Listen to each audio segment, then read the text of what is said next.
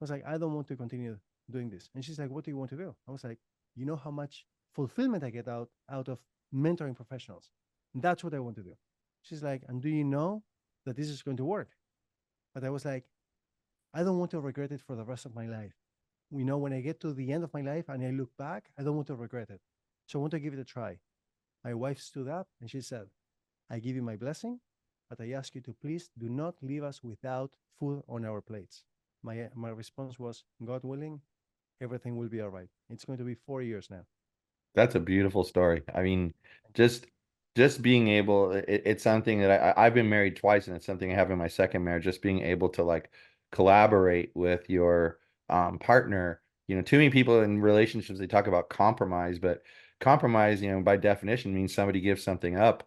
If you collaborate, you don't really have to give something up. Welcome back to another episode of Gaining the Technology Leadership Edge. New episodes every Wednesday, 8 a.m. Pacific time. Today's guest is Brian Galad. Welcome to the show, Brian. Thank you so much for having me. I appreciate you. So, given that you have a diverse, background in the tech industry, you've covered a lot of roles, and you have a journey of immigration, from country to where you are now. How has your background influenced your leadership style? Amazing question. So I think that I shared something very, very funny about 23, 25 years ago. My mom asked me, why don't you study? This was back in school, okay, high school, last year of high school. My mom asked me, why don't you study more like this other kid? Right? I was like, Mom, I came here to build relationships. And someone commented on this a day or so ago. That's why it's so fresh in my mind. So a lot of people know about this. I've shared this in the past, but someone brought it up to me a couple of days ago.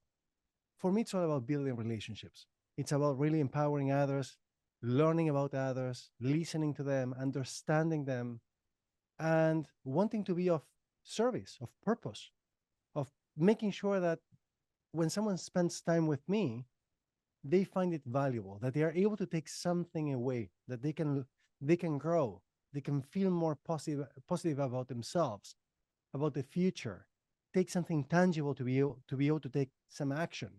So I'm very intentional about the way that I build relationships with people. I don't try, honestly, because I think that yesterday I said mistakenly, I said I was born this way. No, I wasn't born this way. Maybe it's part of my DNA, but truly I looked up to my parents and my grandparents, and it was their actions and the way that they live their lives that inspired me to be this way.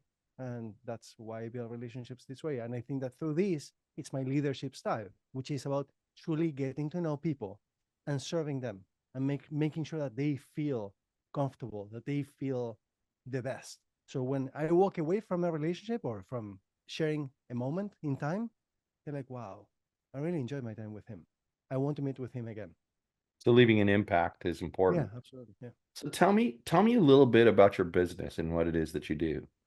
So I've been mentoring professionals in technology for the last 6 years, thanks to LinkedIn, which was the vehicle that enabled me to see that there were so many professionals who were lost in their job search. A lot of people struggling to land interviews, to convert those interviews into job offers, and or to negotiate a fair and high compensation. I started doing this just to pay it forward, to give back to society, to making sure that others, especially immigrants as well, they could find the right career opportunities and they could live their dream life in the United States, in Canada.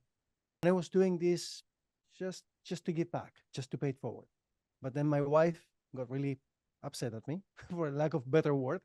She was like, Brian, I need you to stop mentoring people. I was like, whoa, what do you mean? This is incredibly fulfilling. Like, I love doing this. It's a non negotiable. She's like, every time I ask you to go for a walk with our daughter, at the time we only had a daughter, and now we have a daughter and a son. She was like, you tell me that it's going to be 15 minutes. 2 hours later, you're still mentoring someone. Then you tell me that you're going to go to Starbucks for 2 hours to mentor someone. 6 hours later, you're still there and they're kicking you out of Starbucks and you continue mentoring people in the parking lot. She's like, do I have a husband? Does Jasmine have a dad? Or what's going on here? It's like, listen, I love doing this. And She's like, well, if you want to continue doing this, please value yourself. I was like, I value myself. She's like, no, no, you need to charge for what you do. I was like, okay. And I thought about it. How can I actually charge? And what if things don't go well? What if people are upset, if they're dissatisfied with my service? So I thought, how can I actually serve them well and protect them? I was like, okay, I'm going to put a policy that if they are dissatisfied or they don't go from point A to point B and they truly followed my guidance, they get all their money back. And that way I protect them and I protect my reputation. That was 6 years ago. Fast forward 2 years, and I will finish with this quickly. May 2020, I was sitting here in my basement. This was the beginning of the pandemic, hundreds of thousands of people dying, lots of uncertainty. At least in my mind, there was a lot of uncertainty and fear. And I was in the middle of a daily stand-up Scrum meeting. Software. I was leading a software development team as a product owner, and I'm there sitting in the meeting, and I'm like, the thought that went through my head was, "What the hell am I doing here?" I was like, I could very well die tomorrow from this pandemic. Who knows? I don't want to die like this. I was in a very toxic environment, toxic organization I was working for. It's like, I don't want to die this way. So basically, I shut my laptop. I'm not kidding. I shut the lid without even pressing end call on Slack, without pressing the power button on the computer. I shut the lid and I talked to my laptop like a crazy guy. I was like, I promise you, I will never open you ever again. And then I went upstairs to my wife and I said to her, I don't want to go back. Completely out of context. She's like, go back where? I was like, to work. She said, what do you mean? I was like, well, you know how I feel on Sunday afternoons, very anxious, not looking forward to Monday mornings, always looking forward to Friday afternoons. I know that a lot of people probably listening or watching right now are feeling the same way. I was like, I don't want to continue doing this. And she's like, what do you want to do? I was like, you know how much fulfillment I get out of mentoring professionals. That's what I want to do. She's like, and do you know that this is going to work? But I was like, I don't want to regret it for the rest of my life. You know, when I get to the end of my life and I look back, I don't want to regret it. So I want to give it a try. My wife stood up and she said, I give you my blessing, but I ask you to please do not leave us without food on our plates. My response was, God willing, everything will be all right. It's going to be 4 years now. That's a beautiful story. I mean, just just being able, it's something that I've been married twice, and it's something I have in my second marriage. Just being able to like collaborate with your partner. You know, too many people in relationships they talk about compromise, but compromise, you know, by definition means somebody gives something up. If you collaborate, you don't really have to give something up. You figure out how to make it work together, and that's you know, I can't even tell you how much less stressed I am in life having a partner that you can collaborate with. So that's amazing. So you know you talked about how you know you love to mentor people, and I know research says you've mentored you know hundreds of immigrants in tech. Mhm. Is there a success story that stands out to you?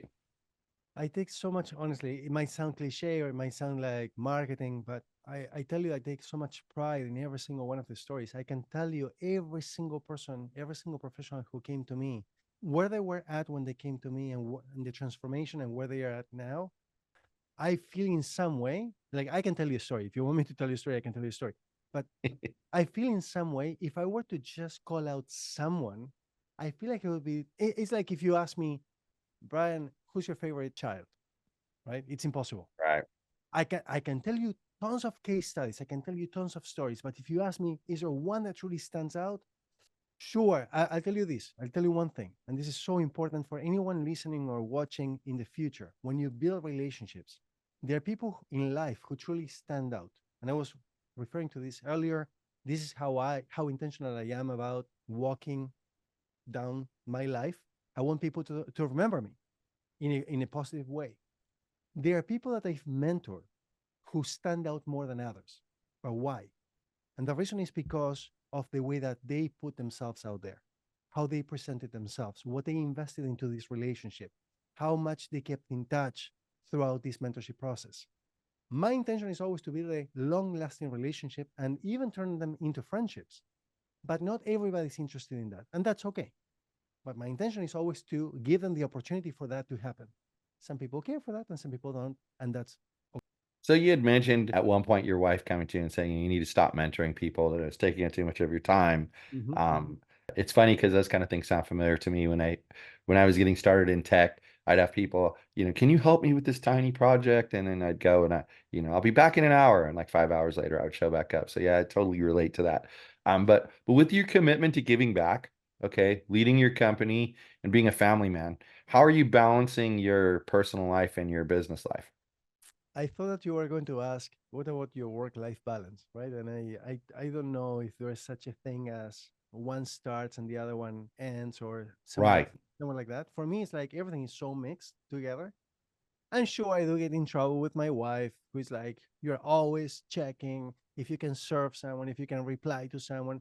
And listen, I don't believe in playing games with people. If someone that trusted me, needs me, wants to talk to me, they have a question, and I believe that I could be the obstacle between them having the answer or not, I want to make sure that I am not that obstacle. People have, and they've left me recommendations on LinkedIn where they actually comment on this. Tetiwe, for example, you were asking me, so I bring up names as they see, as they are fit, or as I see fit. Tetiwe, for example, she's from Zambia, from Africa. Okay, so you mentioned that she messaged me at 3 in the morning, and I'm not kidding about this. I'm not exaggerating. I have the screenshots. I was working, quote unquote, working. I don't even feel like I work a single second per day because I love what I do so much. But she messaged me at 3 a.m. and I don't think that the time had actually changed even a minute. It was within that same minute, and I take a lot of pride in doing this. If I happen to see the message, I want to reply even within the same minute. Now, sometimes, sure, I might be sleeping, right? The day was response was like, isn't it like 3 in the morning right now? And I was like, yeah, it's 3 in the morning, but I happen to be awake and you need me. And there are two things. I'm very practical as well. You message me, which means that you need me. I don't play games. If I don't answer you now, I will have to answer you tomorrow. So I don't want to forget about this. And I want to get you out of the way so that you can continue with your day. Right. So I don't know, honestly, the balance. I don't think that there is a balance. Honestly, for anyone who looks at me, they will be like, this guy works a lot. And from my side, I look at myself and I'm like, I don't work even a second. So it makes it really hard for me to know where to draw the line and be like, okay, this is the end of my day. I'm learning. I'm learning to get there. Yeah, it's something I work with my clients on a lot. And for me personally, I just make use of my calendar for these kind of things. So like I gave you an example. My wife and I, we've only lived in Vegas for 2 years, and we heard about this Chinese restaurant that's supposed to be so great. And we've tried to go there 3 different times in an evening, and um, just wasn't just wasn't. It's too busy. Can't get in. So we said, I will just go for lunch one time. So we scheduled it for like a couple Thursdays ago, and um, both of us weren't feeling good. So we just said, now let's go another time. And so like it's scheduled for today. And I've already had somebody request a meeting during that time. I'm not going to get that meeting during that time because I've blocked that time out for my wife. I mean, I thought about it a lot of years ago, and like, how do you manage meetings at work so you don't have overlapping meetings? Well, you use a calendar and you say, sorry, I'm booked at that time. Well, that's what I do to make sure that my wife and my children and everyone else getting attention is, I don't necessarily schedule an appointment with them, but I'll block time in my calendar, say, for instance, like Fridays, I don't work after 3 p.m. ever. I don't take meetings after 3 p.m. And that's just family time. You do that. So you're right. It's not like you can just balance it and make it perfect. There's just no way. I mean, and there's times where you have to look at your family and be like, you know what, I've got a busy period in my business right now. I'm going to be a little less present over the next week, but I'll make it up to you after that. And you just have to do that. There's nothing else you can do. So you came from Argentina, am I correct? From Argentina, yes, from Buenos Yeah. Aires, Argentina, big city. So having experienced the tech industry in Argentina and then in North America, how do you compare the innovation ecosystems? How are they like? How are they different? So I started computer science when I was 13 years old, and I left Argentina when I was about to turn 20 years old. Okay? So I Oh didn't wow. work in Argentina other than for one small company as a project. I just wanted to get some hands-on experience and I guess polish my skills, my software development skills. I'm a full stack developer as well. So I did this. I did a project for a small business. The school where I studied at is renowned or recognized as the number one school in the country, where large organizations like Microsoft, Google, Facebook, Apples of the world, they get their employees from, at least for Argentina. Lots of innovation. The school that I studied in had the first computer of the entire country. When the computers back in the day, in the 1980s, 70s, whenever it was, massive computer that was an entire auditorium, and they were moving hard drives and so on. So innovation has started a long time ago. Investments in technology started a long time ago, and professionals from Argentina are known for being incredibly creative with their skills, and a lot of organizations from North America, they outsource to Argentina. So, for Yeah. example, I was just finishing a gig at a very large international bank here in Canada, and we were working with professionals located in Argentina. Amazing, amazing professionals. Yeah. Yeah, no, I've worked with a couple of development teams from Argentina. I've always been impressed. Very, very knowledgeable and, like you say, creative. So, Mhm. so like And I you've go ahead. just want to say one thing that is so special to me. It just happened a couple of weeks ago, maybe 2 or 3 weeks ago, but it was related to the previous question that you asked me. And I think for anybody, hope that it touches your heart as much as it meant so much to me. There was a random day, I think it was a Tuesday, a couple of weeks ago. My daughter asked me, "Daddy," well, she said, "Papi, papi," right, in Spanish. "Papi, papi, I have a book fair this afternoon at school. Can you come?" I was like, "Absolutely." Let me clear my calendar. Let me reschedule those meetings. I will be there. And that gave me, so you were talking about, reserving time for your family, right? I've taken it to the next level where it's like, I will just clear anything from my family. Like family comes first and then everybody else, right? I love serving everybody, but my child, she's 6 years old. These memories will last with her a lifetime. So I want to make sure that if she wants to see me at that book fair, that I'm there for her. So her eyes when she saw me there, and I was the only male. This is so unfortunate, by the way, for any male parents out there. Just think about this. I was the only male parent of the entire school who attended that book fair. And sure, I have a bit of pride about that, but hopefully you can use this to somehow push yourself to make those times for your children as well, so that you can be there, because those moments go and you never get them back. Yeah, I have a similar story when my youngest daughter was like, I think she was like 4 years old, and I used to work from home a lot. And she came to me and she said one day, and she said, "Hey, Daddy, would you get me a glass of water? But only when you're done with work." And I thought, why would she add that, you know? And it hit me that, like, she's basically taking herself and making herself less important than the work. And of course, I immediately got up and got her water and kind of explained to her that when you need water, you just tell me, you'll get it. So yeah, I totally relate to that. I totally relate to that. So like Amazing. you've had a significant amount of success in your career and your personal life. So how about you share a moment of failure or a challenge that was pivotal to your growth? Hmm. Oh, well, I think that looking back, there is failure, but after failure, if you learn from it, if you do something with it, you anyway, I just share. So many years ago, many years ago. So I've been an entrepreneur for 15 years, maybe longer, but truly when I came here to Toronto, I've been in Canada for 20 years, but I came to Toronto, to the big city, 15 years ago. Um, After a few years, um, I came across someone who was recommended to me. We had dinner, I met his family, and then I decided to invest in his business. Actually, he didn't have a business. He was the CFO of a very large organization. Won't name the organization. He was a CFO. And I was like, hey, have you ever thought about actually having your own organization where you can run it however you want and make as much money as you can? He's like, yeah, actually, in fact, I thought about that. And I wanted to raise some capital to be able to do it. I was like, do you have any investors? Can I be the first one? So he's like, oh, are you for real? Like, we literally met the day before. Okay, but he was recommended to me. So I was like, I mean it. If you want to start your own business, I'm happy to support you. I'd love to invest. So I did. My wife, she's so smart. I should listen to my wife more often. My wife was like, how much are you planning to invest? I was like, 25 grand. We were not married yet. And she's like, I think that that's a little bit too much. I was like, listen, 25 grand, doing all the calculation, we can be filthy rich. Right? Like, she's like, she's like, why don't you invest 5,000? I was like, but 5,000 is not going to make, you know, make us filthy rich. 25,000 will. Anyway, I invested 25,000. This guy convinced me actually to take a job at that organization. And then basically he wasn't malicious about it, but he basically depleted all the cash. There was no cash flow. He had invested a lot of money, and there was no cash flow to continue operating the business.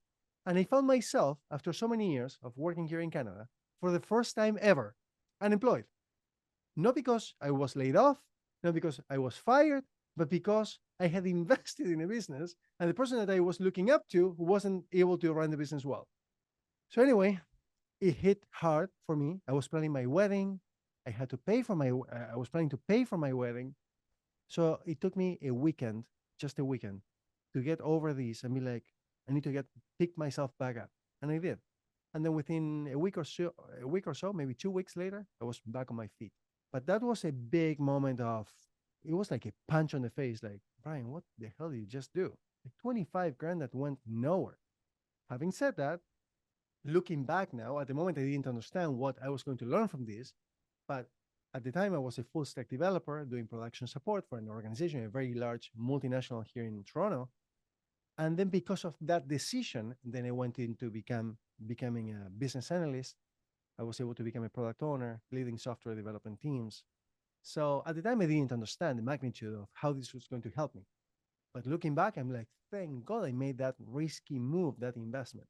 Having said that, for anyone looking to invest money, do your due diligence, right? Like, don't be so heated in the moment that you just want to. There's no such thing as overnight success, like or overnight millionaires, right? So just do your due diligence. Be a lot more intelligent than I was back then. That's a good story. That's a really good story. And I'm glad you learned something from that too. So, well, obviously you've talked a lot about you like to mentor people. So is there like what would you say is the most unconventional mentorship method that you've used? Oh, there's something that catches a lot of heat on LinkedIn. If you want to hear about this, so basically, recruiters hate this. Recruiters hate this. But I basically say to my mentees, do not send thank you emails at the end of an interview. And a lot of professionals they ask me, or a lot of recruiters they say, and even hiring managers they say, I will not hire anyone who doesn't send me a thank you email. And recruiters will come and they will say, that's terrible advice. That's garbage. You should not listen to this guy. He's a phony. He's a scam. I'm like, listen, I'm not saying that you need to be disrespectful or unappreciative, okay? But here's the problem. The problem is that the vast majority of professionals, they go home and they feel so anxious about the whole situation. They have no clarity in terms of what's going to happen. After a few days, they don't hear from the employer or the recruiter, and they have no idea what's going on. So they send a thank you email, but really what they are looking for is for an update. So they try to conceal or try to hide, hey, what's the update? And they actually say thank you. So it comes across as fake. It doesn't come across as natural. So I say, look, your job is to actually get the job during the interview.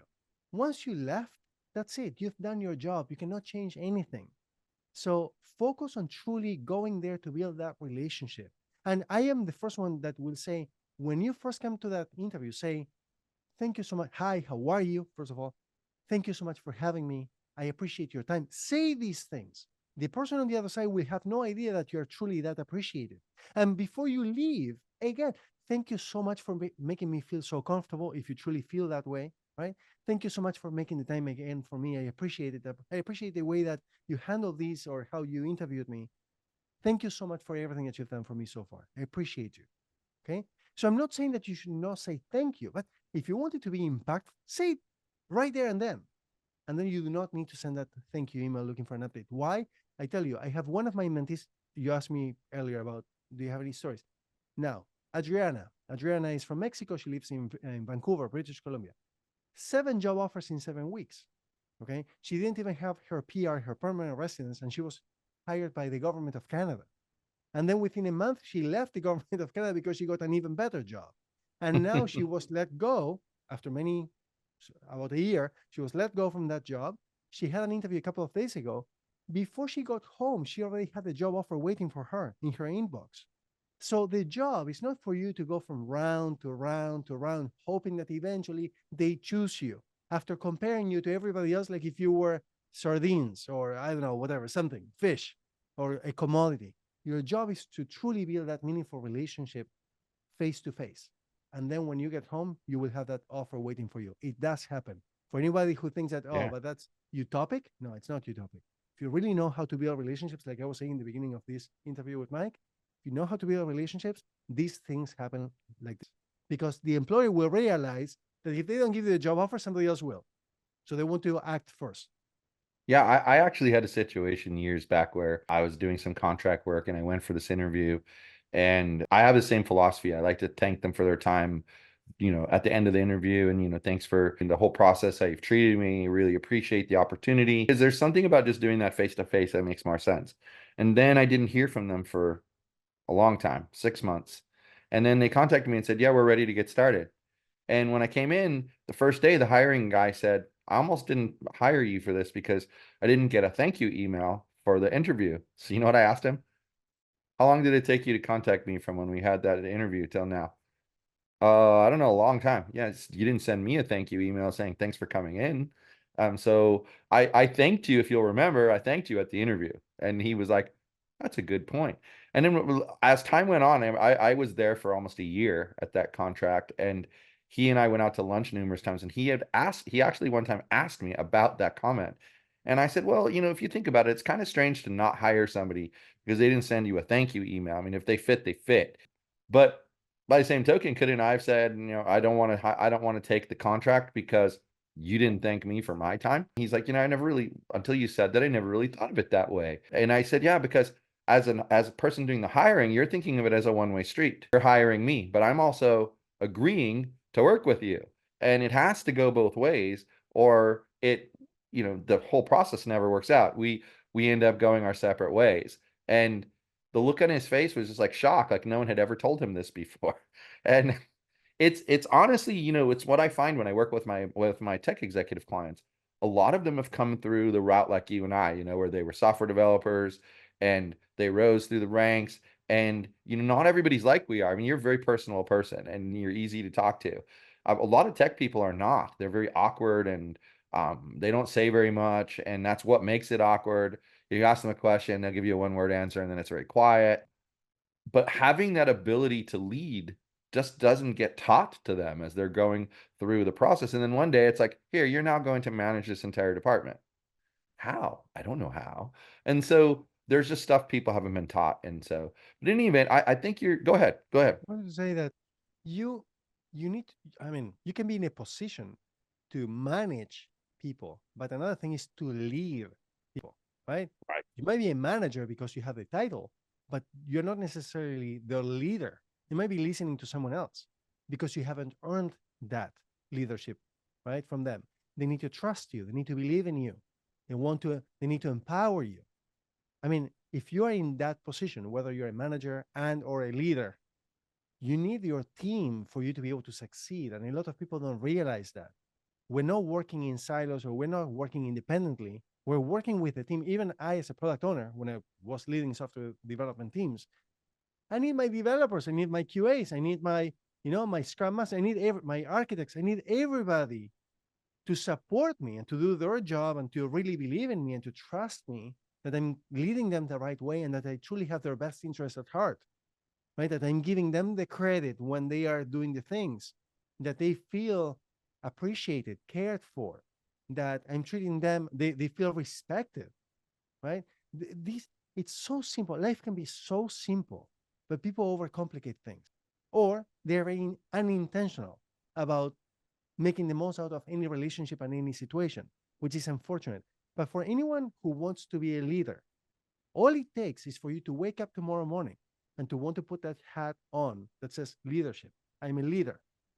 Now, it's not about just saying that you're a leader. You have to actually walk around being a leader, right? Understanding what a leader looks like. Now, a lot of people might ask, so what does a leader look like? Well, let me tell you this. There's these this website. It's called Google, right? You can always go on Google and you can ask the questions that you would ask anybody else. Or you can go on ChatGPT or you can go wherever you want and you can say, what are the main characteristics or traits of a leader? And then look at them and ask yourself, do I want to be a leader? Yes or no? There are people who don't want to be leaders. I totally get that. But if you want to be a leader, understand what a leader looks like, read some books, watch some videos, surround yourself with people who share those traits, and you will start to become a leader. And don't just say that you are one, be one. Okay. Typically, leaders will not say that they're leaders. Right, right. Well, I really love your passion. I really do. I think it's rare today that people still have this kind of passion for what they're doing, and I appreciate that with you. So, where can people connect with you if they want to reach out? They want to reach out via LinkedIn. I mean, I always reply to every professional when people send me private messages, DMs, or connection requests. Feel free to connect or feel free to send me a private message. They are free, by the way. Don't pay for these email credits because my account accepts any messages from anyone. Just feel free to reach out and say, hey, I listened to you with Mike and tell me what you think. And just happy to build a relationship, a meaningful relationship, and be able to be of value and service. Great, great. Well, thank you so much for giving me this much of your time today. I really do appreciate it. Thank you, Mike. Appreciate All right. Well, thank you everyone for watching another episode of Gaining the Technology Leadership Edge. As I said, new episodes every Wednesday, 8 a.m. Pacific time. They're released on YouTube and they stream live to LinkedIn. Hope you have a great week and I hope you're back here next week for another episode.